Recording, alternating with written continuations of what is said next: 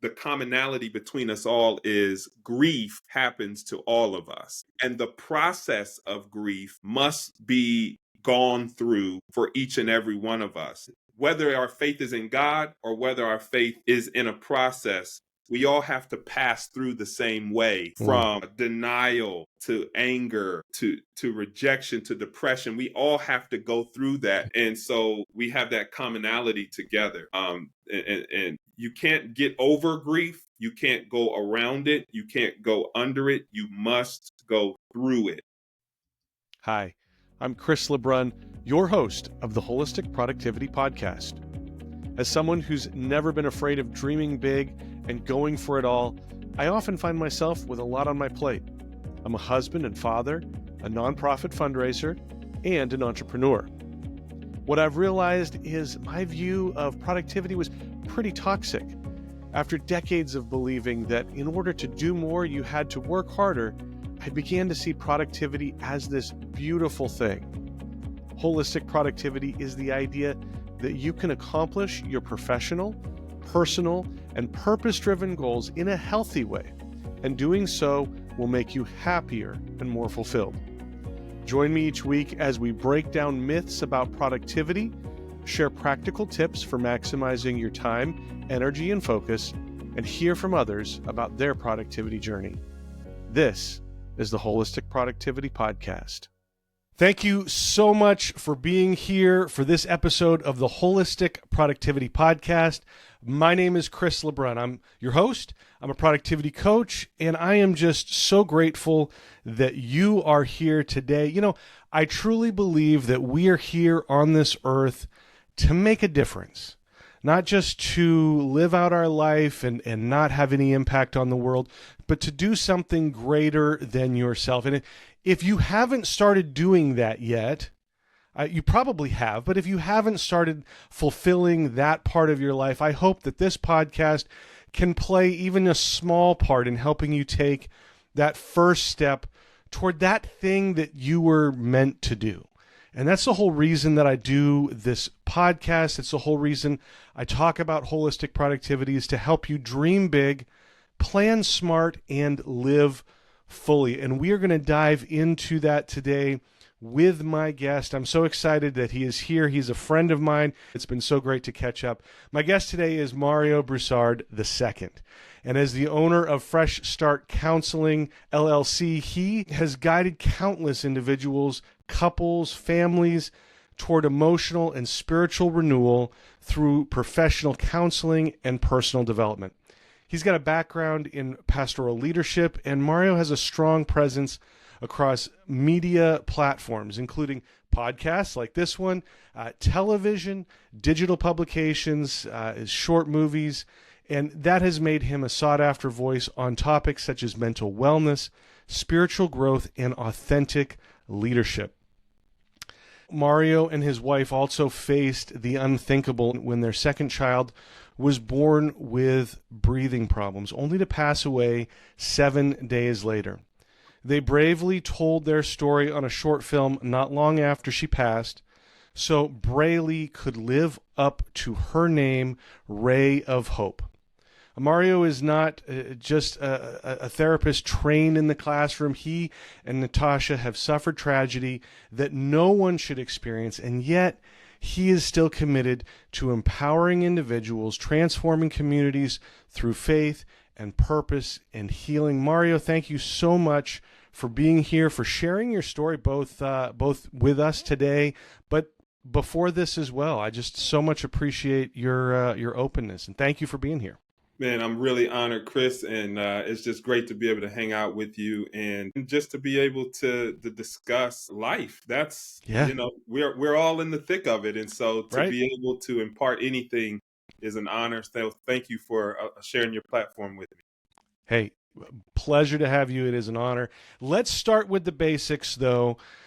Talk to me. What is the difference between a psychiatrist, a psychologist, a therapist, a counselor, any other names that I'm leaving out? What are the differences between those? And then which are you? What do you do in your practice?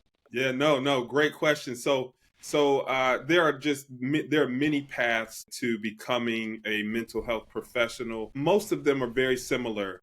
A psychiatrist is an actual MD, so they've gone to medical school and they've come out. They usually are clinical and able to do the therapy thing, but then they're also able to administer medication. The psychologist is usually a trained, licensed individual, most of the time who has gone all the way and achieved their PhD or their PsyD, which is a more clinically focused degree. And they also are able to do therapy. And then you have the route that I took, which is I went and did my master's of social work and I did an emphasis in clinical counseling. So there is a generalist practice there in social work, but then you can focus in on the clinical aspect. And they all have different approaches. You also have the LCPC, that's an individual who's gone and done a counseling master's degree. So they all have different focus. I love the MSW because the crux of it and the foundation of it is meeting in social work is meeting the client or the person where they're at. And so other practices may not be as focused on doing that. But I love that component within the social work field. So when I first started out, I was literally going to individuals' homes and seeing them for therapy. And there were some at-risk youth, some pretty tough areas that I was able to serve in, and that really formed a foundation for what I do today. So what does your practice look like today? What types of patients do you see, or what types of conditions do you treat? Yeah, sure. So I've really kind of narrowed it down. I used to really focus in on youth, ages 9 to maybe 13 or so. I've since kind of moved away from that a little bit, and I'm there with the adolescent, or I should say, late stage teenagers, young adults, and up. And so I focus in on anxiety, individuals who struggle with anxiety, depression, and grief. As we'll probably discuss a little more, but those are my strong points there. And I also do couples therapy, a lot of couples therapy, and I'm primarily telehealth at this point. So my practice, I kind of run it from home. Yeah, I was going to talk about telehealth because I'm sure that has had a huge transformation on the industry. It seems to me that mental health is having a little bit of a comeback in recent years. Yeah. Growing up, when I did, it was a topic that was a little bit taboo to talk about, especially maybe in the Christian space, especially maybe for us guys, right? And it feels like that has changed, and we're, as a society and as guys especially, we're more open to talking about mental health. Is that your sense as well? Most certainly. It has, the pandemic just did wonders for that. I really feel like many of us, all of us really, in some way, shape, or form, were very exposed to those areas in our lives where we were not mentally well. So I love the term mental health is a staple. I love mental wellness because I love using that term because, number one, I believe it's positive. Mental health is positive as well. Sure. But because of the stigma of mental health and seeking help for mental health, it has both a positive and negative connotation depending on your worldview. But when you say mental wellness, it almost forces an individual to ask themselves, am I well mentally? And then to contend with whatever that answer is and decide whether or not they're going to pursue whatever wellness looks like for them. Yeah. And I think that's a great distinction. It's crazy to me, though, that with our physical health, most of us, now there are some people that, but most of us, we want to be physically healthy. We want to go see that doctor and get whatever treatment that looks like for us so that we can be back in good physical health, but for whatever reason, we haven't wanted to do that with our mental space. And maybe that word wellness is helping people do more of that. I think the telehealth has helped, because now if there was a stigma about walking into your office, Yeah. I don't have to be seen doing that, right? But speak to me about, I know this isn't your area specifically, but I think the younger generation, those Gen Zers, they are a lot more accepting of this idea of mental wellness, aren't they?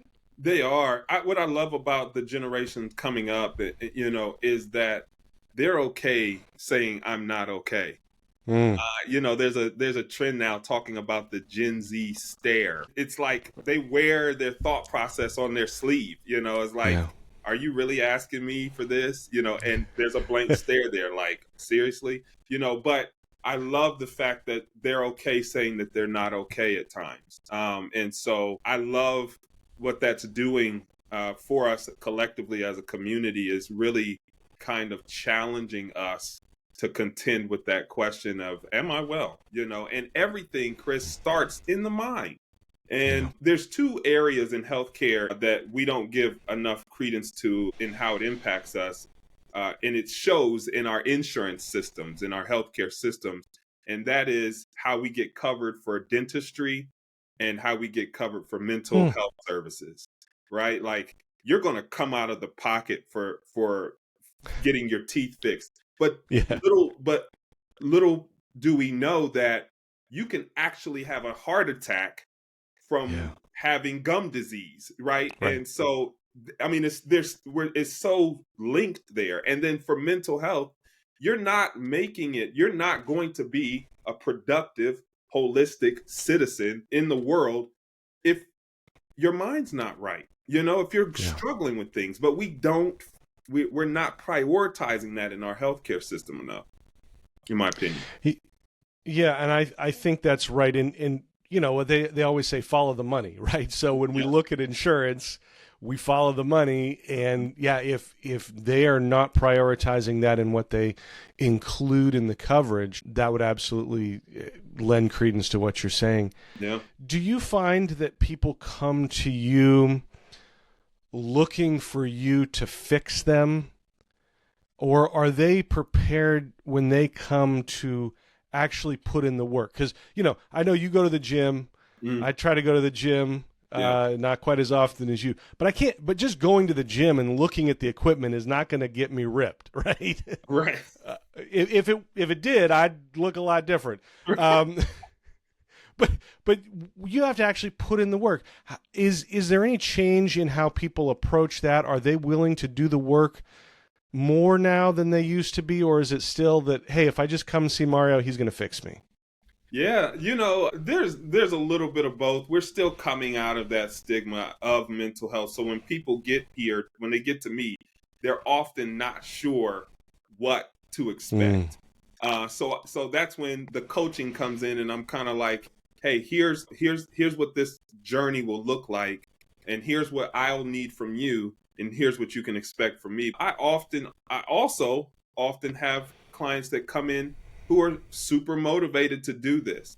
Now, what happens is they almost kind of approach it like a doctor's visit, and so maybe they'll have a great session, and then they'll just go, hey, I feel great today.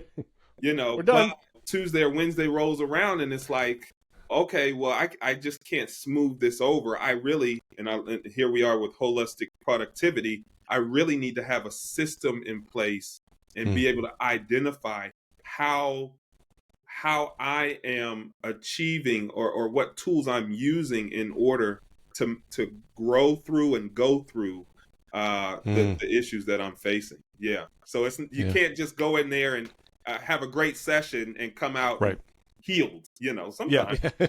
No, not most of the time. Yeah.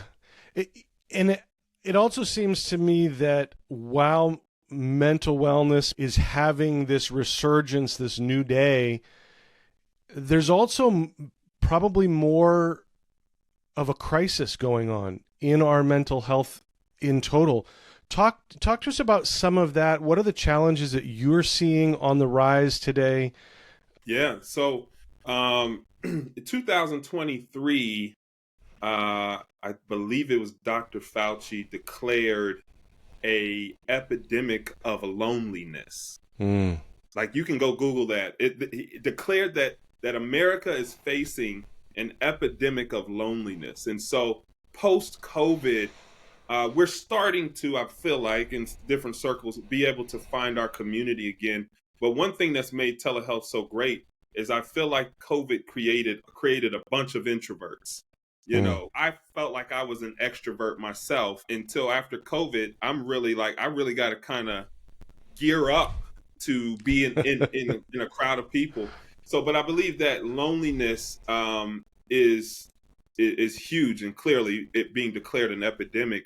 I find that individuals are really benefiting in therapy from literally just having somebody who is going to listen. Now, there's Mm. more to what I do in those Sure. moments, in those sessions, but it is a huge part of what I do. And I will see oftentimes individuals leave out of the session and they're like, "Oh man, I mean, thanks so much." And I'm thinking to myself, all I did was listen and Yeah. maybe ask you a couple other questions, But and a lot of individuals show up like that, and so I see that right there, the loneliness. Then I'm also seeing a lot of anxiety, Mm.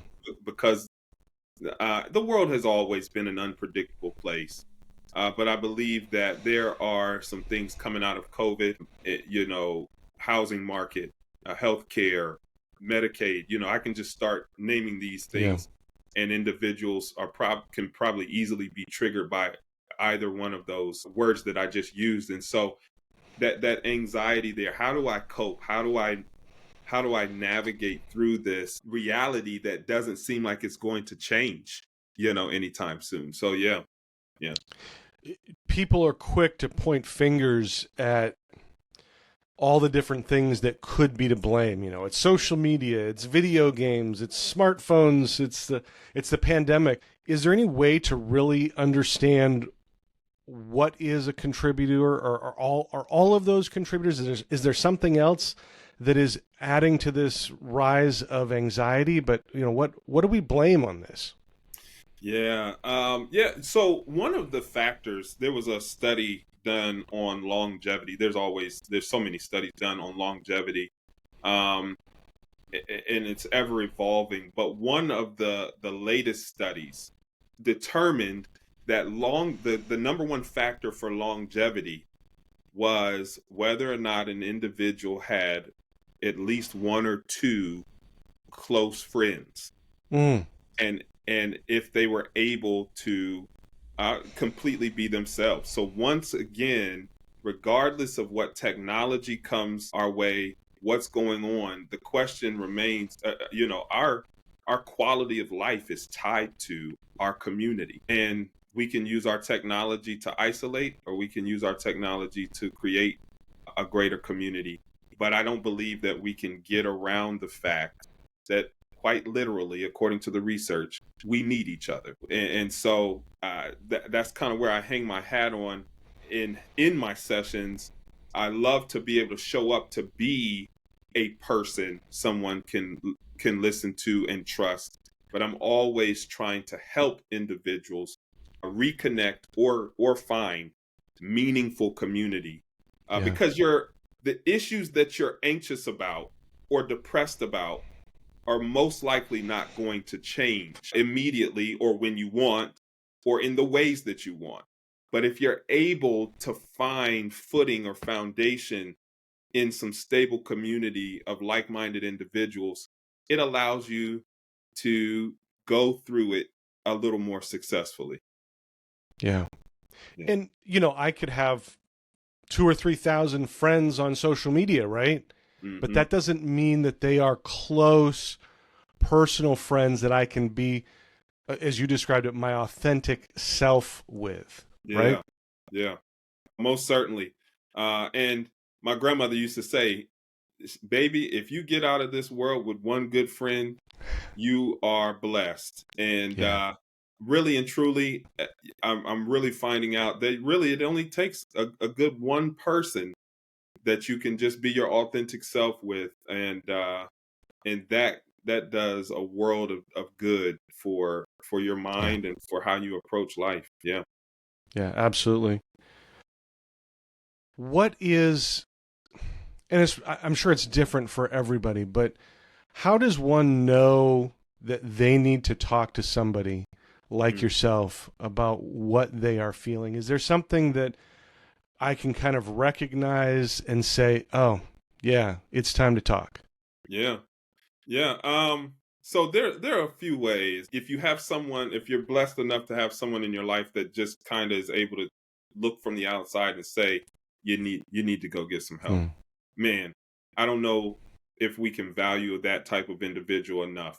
But another one, when you see that there's a disorder, often the diagnostic manual will give about 3 or 4 symptoms, 5 or 10 maybe even. And if you have 5 or 7 out of the 10, then you need to go look at this. But one of them that's interesting that it really kind of always comes back to is, if whatever you're going through or feeling is disrupting your normal path of life and what you're trying to Mm. accomplish, then you know that you're really struggling with this thing. It's really interesting, Chris, because gambling in and of itself, according to the DSM-5, is not a disorder, right? Okay. It's when gambling starts to disrupt your pocket, destroy Right. relationships, and those Right. types of things. And so when you look around, anxiety can often be a good thing. When you take us back to Hmm. our mammalian selves, when there's danger or fear, there's cortisol spikes, adrenaline, you need to get out of there. But Right. if it's sunshine, bills are paid, family's good, and you're still anxious about something and you're not able to perform or function your daily task, then you've got to say to yourself, there's something wrong here and I need to go ahead and get some help. Yeah. Depression, last one, is a symptom of grief, right? And a normal part of grieving. But when you find that over long periods of time, you're unable to kind of come out of that funk, and function in a way that you would need to, or show up in the ways that you need to, you've got to address it and say, I think it's going a little too far. I need to get some help. And so those are some ways in which you could identify, hey, maybe it's some time to have somebody come alongside me in this journey to wellness. Yeah. Yeah.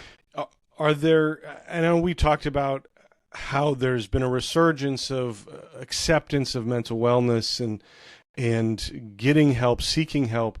Are there any misconceptions out there still that you have to regularly address and try to correct with people's thinking about either what you do or the importance of what you do? Or Yeah, with AI coming up, a lot of individuals are turning to Chat GTP for their therapy sessions, which Chat GTP can crank out some amazing information and suggestions, but there's a personal relation there that's obviously missing, and so we kind of got to be careful about that. The other part too is being careful about some of the buzzwords that are flying around and how we Hmm. are diagnosing individuals by listening to social media influencers.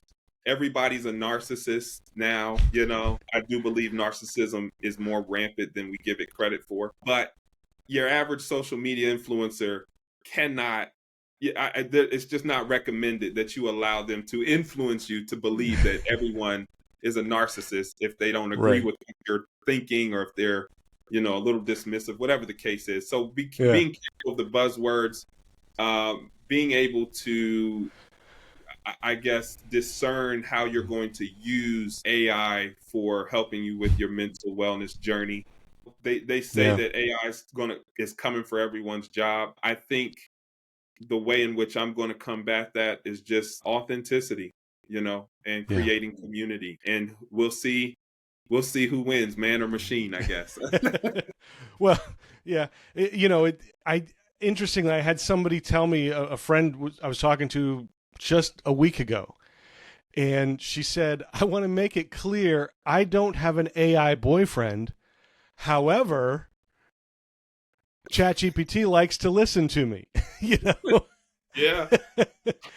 But here's the problem that I have with this, Mario. You know, I use AI to edit the things that I write. Right. Mm-hmm. You know, it just, hey, help me with the grammar, help me with the sentence structure. Right? I throw it in there and then they tell me it does a little bit better than Word, right? For Yeah. editing. But I've actually had to tell the AI, look, you don't have to compliment my writing every single time I submit something, because it always says, "Oh, this is a great article, Chris. This is right on point." And I'm like, dude, I don't Yeah. just give me the grammar, right? Like Right. you know. So I would be fearful with this type of thing that you're talking about, using ChatGPT for a mental health professional instead of a mental health professional.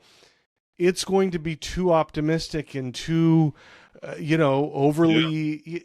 I don't know. Like, I just seen it be so positive, and sometimes you probably have to give real talk to your patients, right? Most certainly. In fact, it's in my bio when individuals seek me out, as an option as a therapist on some of the platforms that I make myself available.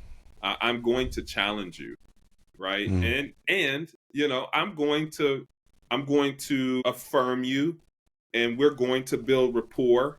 And when I feel like it's time, I'm going to challenge you with things. Yeah. And you're probably not going to get that from Chat GTP. I mean, Yeah. Chat GTP made me feel like I was a king when I asked it about myself, which is cool. I think there's a place for that. But when you're trying to find someone who's going to be able to hold you accountable in your growth journey, being complimented all the time may not work out that way. Right. Now, we've touched on this a little bit, but I maintain that mental wellness is such an important part of our productivity, and I know you talked about that, but just a little bit more. What could you say about how some of the sciencey things, even about how mental wellness affects our motivation and our ability to go after our goals? Yeah, so there's an abundance of research in neuroplasticity. This idea of, as it pertains to habits, as it pertains to goals and restructuring and rewiring, that we can literally rewire our brain and create new neurological pathways to form desired habits. Another thing, there's a scripture in the Bible that says, out of the abundance of the mouth, the heart speaks, right? And so, and whatever a person so thinks, so are they, and so there is science that really backs up that more spiritual component, that how I speak to myself, and how I engage in my daily tasks really either spur me on in the direction I'm wanting to head into, or take me backwards. And in some ways, this is not new science, nor is it rocket science, but I don't believe we give ourselves enough credit in terms of just how important it is to speak well of yourself and to speak well of your ability to create new habits, to be productive in ways that maybe you have not been successful in before. And so there's a lot of research there. Chris, there's not to get too far on the spiritual component, but there was a study done, a scientific study done, that revealed that individuals who pray for individuals, they did a study where individuals in America prayed for individuals in India, and there was a report of positive outcomes and mindsets for the individuals in India, and vice versa. Wow. So this is completely subjective, in the world of science, but here we are now able to scientifically, lend some type of connection to positive thinking and prayerful thinking towards individuals and the positive effects on those individuals who are being prayed for or thought positively about. It's really Yeah. interesting. That's fascinating. But you're right, words are so important. I have caught myself recently, and I'm trying to correct this, but again, habits are formed. Hmm. I find myself saying a lot, I hope I can have this done by the end of the week. Or I'm hoping to start a podcast. Yeah. Or I hope I can, and that gives us an out. Yeah. That gives us an ability to say, well, I was hoping that was going to be the outcome. I was hoping I would reach that goal, but I didn't. And so it's okay because you don't want to be too over positive, but I just find myself now saying, I'm going to start a podcast. I'm going to reach this goal. Whatever it is, I'm going to call Mario and chat more often. So it's not, 5-6 years since the last time we talked. Yeah. And that has made a difference in the way I approach things. Even just that little simple thing of changing from hoping to I'm doing this. Yes, man, Chris, I was gonna take it even a step further. There's two things that I want to say about that. So first, uh, I've even started saying, instead of it's going to be a good day or a great day, I'm saying before my day even starts, it is a great day. It is. Today is a great day, right? That's one, putting it in the present, making it so now, right? Yeah. And I am a great public speaker, because that's an aspiration that I have Yep. to do full time. I am a great public speaker. I am a successful public speaker, right? And so that's another one. And then there was something else that I wanted to highlight, and now it is kind of slipping my mind. But You we'll come back. will remember it in a minute. Yes, I will remember it in a minute. So no, but that idea of, I love it, not giving yourself an out for this, because we are capable of doing it. We just need to declare that to ourselves, because there's so much that we fight mentally. Yeah. And not saying it in a chat GPT way of, oh, you're the best, but just owning that and saying this is going to be who I am, rather than who I aspire to be or who I hope to be. Mm-hmm. Yeah, Yep. most certainly. Most certainly. So again, I know that we do exercises and have different routines and things that we maintain our physical health with. Are there similar exercises that we can do to maintain our mental wellness on a day-to-day basis, so that we, no offense, so that we don't get to the point where we have to come and see you and talk through something like, our the things that we're dealing with? Yeah. I honestly do believe that many of the issues that we face, we can navigate them successfully on our own. And I am always trying to work myself out of a job, even when someone comes to me. I think that it would make me a successful therapist if one day you say, you know what, I think we've gone far enough on this journey together, right? But one of the things that I believe is a superpower in today's day and age, Chris, that would really help us with the average issue that we're facing, is to have some quiet time. Man, when we really unpack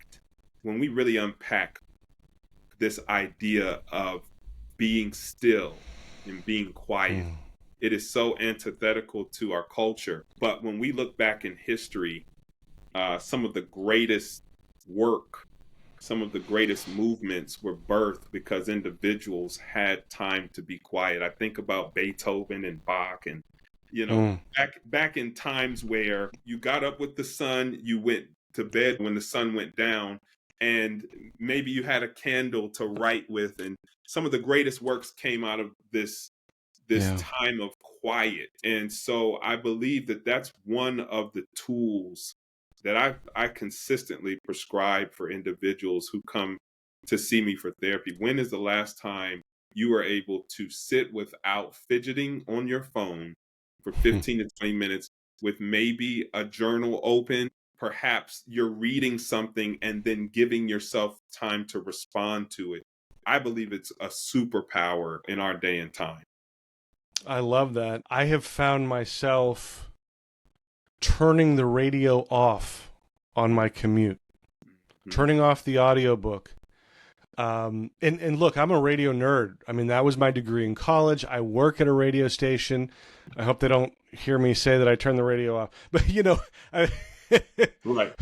You should listen to the radio, folks. No, but I have found that my commute has gotten longer in the last few years, last couple of years. And now I have 20, 30 minutes where I can just be quiet. I'm not on my phone. And I can think through things that I need to do for the day, things that I need to think about for my family, whatever that is, just be in that moment. And that has, I can't say that has made, this difference, but it feels like I'm getting to work more relaxed, right? It feels like I have more energy. And certainly there's things that I'm able to think about and process and come up with better solutions for. So it feels like it works for me, and it's become a valuable part of my day. Yeah.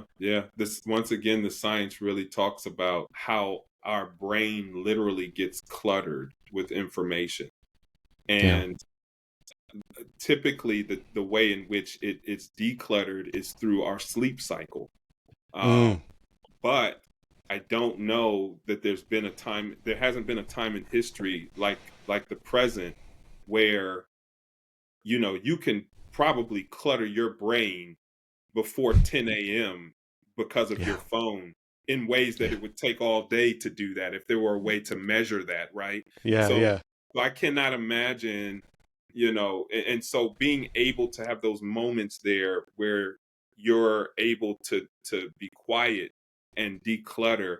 There's a phrase now going around, hey, you just need to touch grass. It's a reference to maybe the hippie time where everybody we're out there barefoot hugging trees or whatnot. But there's the mindset of there needs to be some time for grounding to reestablish how I feel about what's going on. There's a difference, Chris, between reaction and response. And reaction can happen on autopilot, but response takes a concerted effort to be able to do some reflection about how I feel, what I think, and what I need to do next as a result of what I'm experiencing. So that quiet allows you to be in the mode of response because it doesn't take much to react. Yeah. No, that's great. And you mentioned sleep. I see a lot of studies out there that talk about how we need to put away all of the devices at least 30 minutes before we go to sleep, if not an hour. And that's another prime opportunity for, if you don't have a commute, you work at home and you don't have that commute, that's another great opportunity to have that quiet time to journal, to read. Your screen is away, or just to think. If you can do that, because again, now you're checking off two boxes, right? You're helping your sleep improve, which is going to be more of that quiet time, but also giving you that. I love that suggestion, and again, it's been beneficial for me as well. Yeah, awesome. Yeah. Let's talk about your little baby girl Brayleigh, and her name means ray of hope. She was definitely that in her short life. She fought for 7 days, and tell me about her. Tell me about the situation, because I know that this was not something that you went into that hospital thinking that there was going to be a challenge. So tell us a little bit about that story. And before you dive into that, again, I want to mention that there is a great short film where you guys tell this in much more detail. I will put a link to that where you can watch that And that is, I just highly recommend watching that. But tell us a little bit about Brayleigh and the situation there. Yeah, so I guess my training, my profession, my path was put to the test back then Mm. in 2018 with Brayleigh, and you don't, like you said, you don't go into the hospital expecting to lose a child. You go into the hospital expecting to take your child home, and we were utterly blindsided. I think that's what was unique to our situation. I don't know how many other families experienced that, but we expected to have a healthy child, and she did. She fought for those 7 days, and it was really a roller coaster. So I think, if there was a continual downslope of her health and prognosis, perhaps we might have been able to wrap our minds around it a little better at the time. I don't know. But to watch this roller coaster of, she's going to be okay. Oh, no. Oh, we did this procedure. She made it through. So we're hopeful for this. And then to see just an utter downturn was really a nightmare. It was really a nightmare. Yeah. But that that really showed me the power of community. Mm. If you when a person watches the film, you'll see there were thousands of individuals, many Yeah. that I'll never meet, from at least I saw at least 3 or 4 different continents, and there's probably more. Just reaching out upon hearing about our story as it was unfolding. I started documenting it on social media, and I think motivated somewhat, Chris, because social media often seems so plastic. Mm. When the passport has been stamped and we're headed to Greece and we're sitting on Santorini and we're snapping the photo, those are the things we post. Yeah. The progress. But I wanted to post the process, Mm. right? And I was hopeful for the outcome. But then committed to posting that process no matter what it looked like. And as a result, the world got to see, how we were hopeful, and then how we saw that Brayleigh was not going to make it.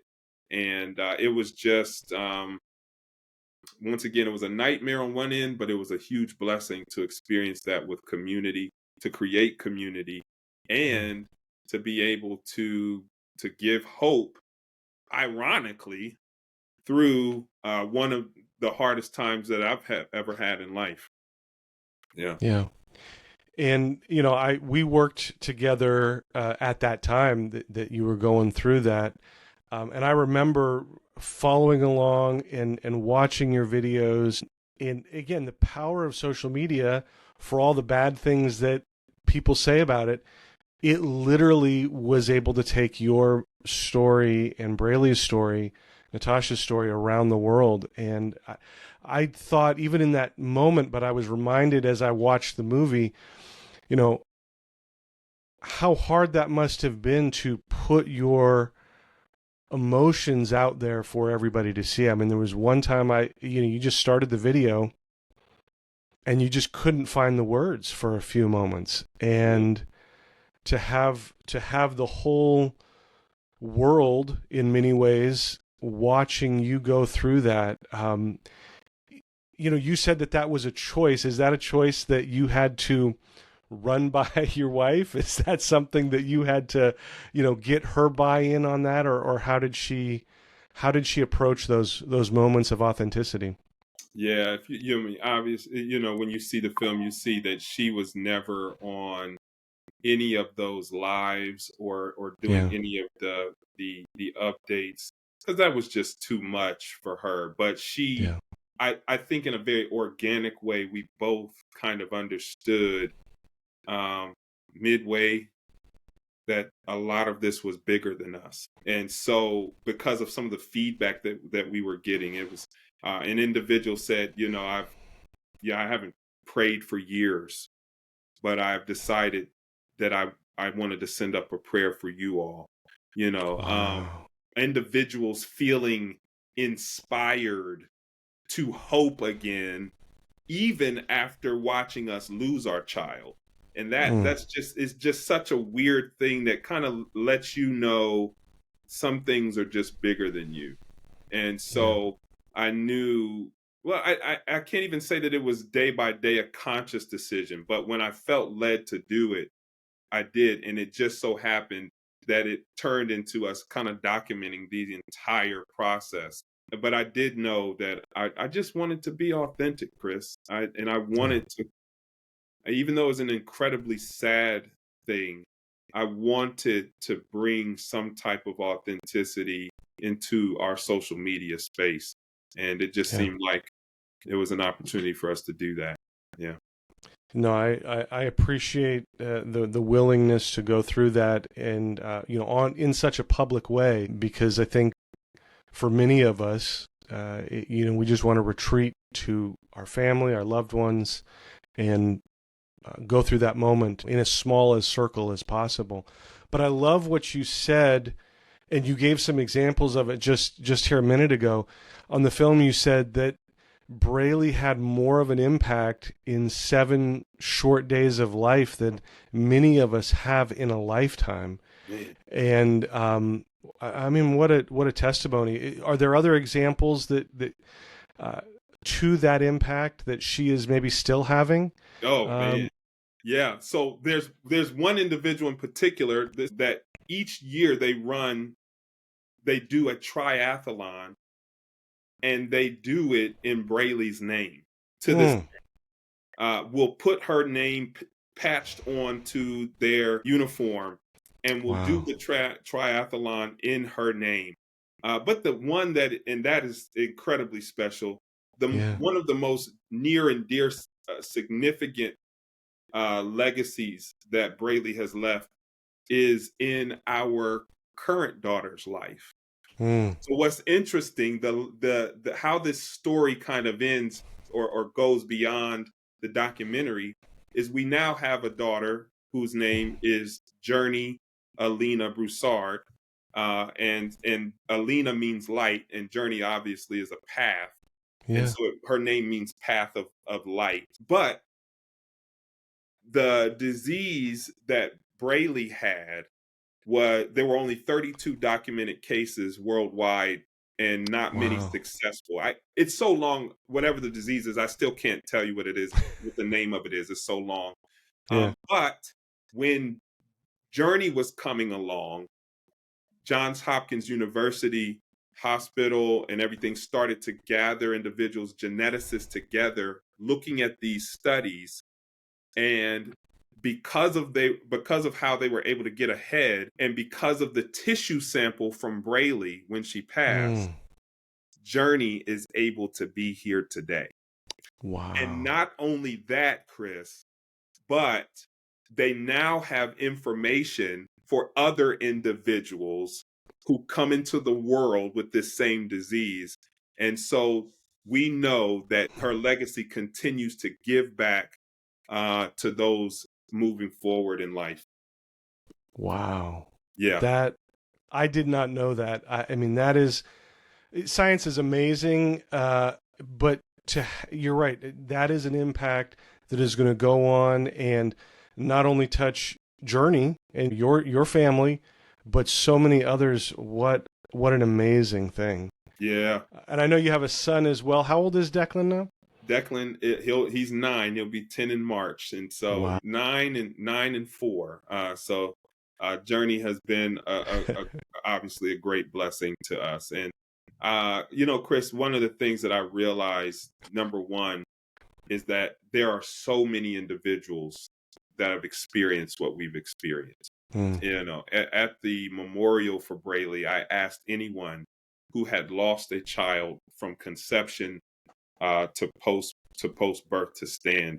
Uh, uh, close to close to 2/3 mm, of wow. individuals who were there out of a few hundred people, uh, stood at that moment in time. And Wow. so it doesn't matter whether you lose them, within 4 weeks or 40 years. parents should not have to bury their children, right? Uh, But we realized we were not alone. And it also told me and us that very few individuals get to talk about their story and mm, continue the legacy of their child in some of the ways that we did with our documentary. And so that documentary is an award-winning documentary in film festivals. yeah, And I say that to highlight the fact that it now stands as a pillar for those who have lost their child and yeah, need a voice as well. And so, yeah, we continue every opportunity we get to acknowledge and highlight our gratitude for being able to do that and to help others tell their story as well. yeah. And I know your faith played, a huge role in helping you and Natasha through that situation. What would you say um, to someone who maybe doesn't have that same faith, is not in that same faith journey, but is Hmm. going through the same situation that you guys went through? What would you say to them? Chris, I think that one of the things that was very liberating for me was to understand that there is no playbook on how faith is supposed to be practiced. In a way, we have an example as Christians of how Jesus lived, right? But even Jesus gets to a point, I love it, in Gethsemane where he's like, "Hey, if it's Hmm. possible, take this thing from me." He stands up, he's on the cross and he's saying, my God, why have you forsaken me?" Right? And Back to that so loneliness thing. that loneliness thing, right? And Yeah. I believe Christian culture has either insinuated or imposed on us directly that faith should be played out and lived in a certain way. What I've come to understand is the time where I feel like I have no faith and the time where I feel like I have mountains of faith are all a part of my faith journey. Hmm. And if I have no faith, if I don't subscribe to any type of faith tradition or religion, I guess I can the commonality between us all is grief happens to all of us, Hmm. right? And the process of grief must be gone through for each and every one of us. And whether our faith is in God or whether our faith is in a process, we all have to pass through the same way, Hmm. from denial to anger to rejection to depression. We all have to go through that. And so we have that commonality together. And you can't get over grief. You can't go around it. You can't go under it. You must go through it. Hmm. And whether you have faith in a particular God or religion, or whether you're kind of agnostic or even atheist about it, we all have the commonality that we've got to move through grief Yeah. through the process. Yeah. Yeah. Wow. Well, thank you, Mario, for sharing your story again today. Thank you for talking about mental health and the importance of mental wellness. Sorry, let me correct myself. Mental wellness, the importance of that, and some of the ways that we can do that. I like to end every show by asking some questions. This was inspired by James Lipton, host of Inside the Actors Studio, and it's based on the Proust questionnaire. So we're going to go through these, and again, rapid fire. Just tell me what comes to mind. It doesn't have to be long. It doesn't have to be, all thought out. Just rapid fire. Here we go, Mario. You ready? Let's go. What motivates you? What motivates me is being able to see my children grow and being able to impact people. I love life. And Hmm. so I am motivated by being able to show up in the best way that I can for myself and my community. What discourages you? Closed-mindedness Hmm. discourages me. One word that describes you at your best. At my best, I am grounded. One word that describes you at your worst. Scattered. Hmm. other than family or work, what gives you purpose? Being able to move my body. I, I love I love basketball. I love being able to perform at a high level. What guilty pleasure brings you joy? Candy. How do you celebrate a win? I reflect on it. I write about it, and I really pat myself on the back, affirming myself. Yeah. How do you bounce back after a loss?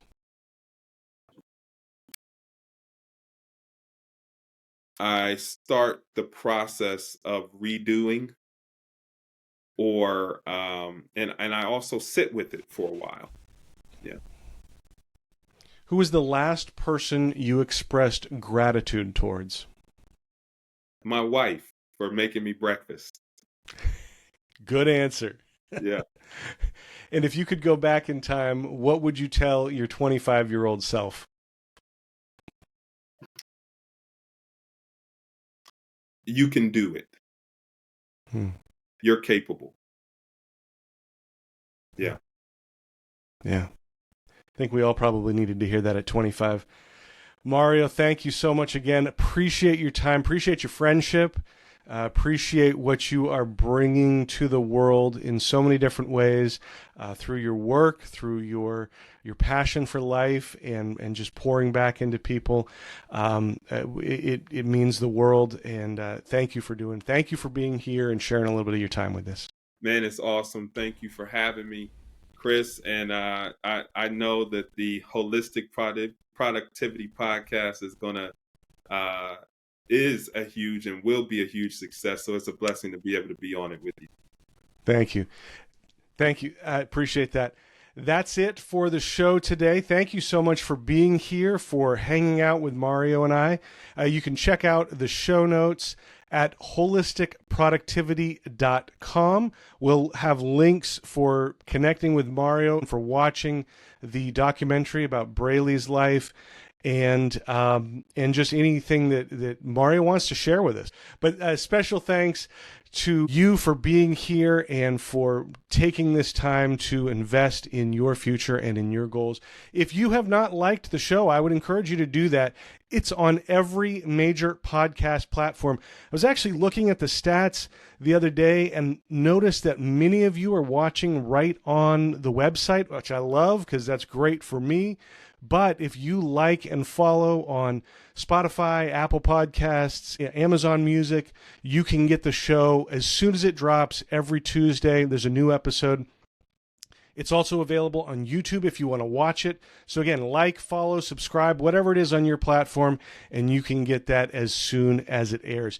And if you like it, we'd also love to see you rate the show. 5 stars would be fantastic. But whatever you want, just leave a review, and other people will benefit from hearing your thoughts on the show as well. Be sure to connect with the show on social media. It's Not All Evil. You can find us on Instagram, Facebook, Threads, LinkedIn, YouTube, Substack, and just have lots of great productivity tips and motivation for you there. We'd love to have you follow as well. But thank you so much for listening in. I said it at the beginning, but my goal with this podcast is to help you dream big, plan smart, and live fully. And I hope that happened here today.